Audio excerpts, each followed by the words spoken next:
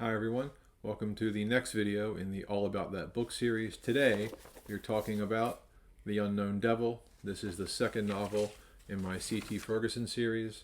This is the early edition of the paperback, as this script here at the bottom was later replaced with something that looks a little more digital and computer style to kind of get into the whole main character as a hacker vibe. But like I said, this is the second book in the series. If you remember from my previous video on The Reluctant Detective, you'll recall that that is the first book chronologically in the series, but not the first book I wrote.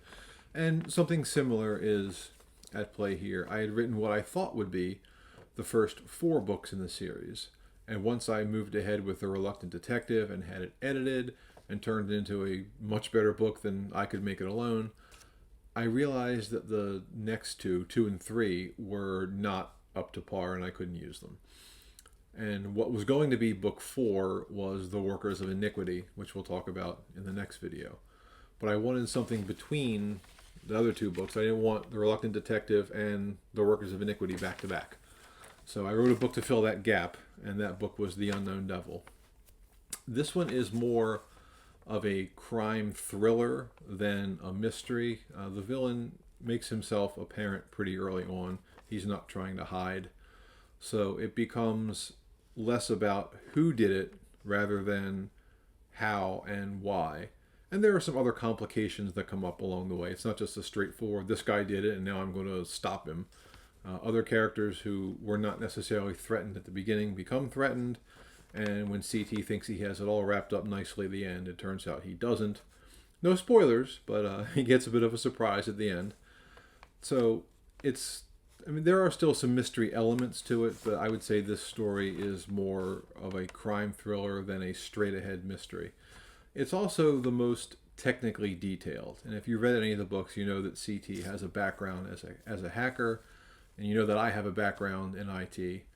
And I've tried to keep the technical details kind of light because I don't want to stop the story to talk about how he's breaking into a database or anything like that. It's why in movies characters spend 2 seconds picking a lock when that would really take a lot more time, because watching someone fiddle with a lock for a minute would be spectacularly boring. And reading about a character going on some long monologue about database security would also be boring when that's not the point of the story. But I did want to introduce a few more specifics. I thought I was a little light in book 1, and I think I tipped it a little bit too far this time. So I realized it was too much, and I had a few readers tell me, like, this is a little more detail than we needed, I think. And, I'm not writing a hacking manual. I'm not writing any kind of an IT security manual or anything like that. So I have, in the future books, pared it back a little bit. But this book does have more technical details about what CT is doing than the other books do. In addition to those complaints, the few complaints I got about the technical details, I got the most complaints of any book about CT's cooking. Now, I've always had him cook in the books. I myself like to cook. We do have that in common. It's also more an homage to the Spencer books, because Spencer, as a character, whether written by the late Robert B. Parker or since the series has been continued by Ace Atkins, loves to cook. So I put that in there as a nod to Spencer, and no one's really picked up on that. It's a little disappointing in that respect.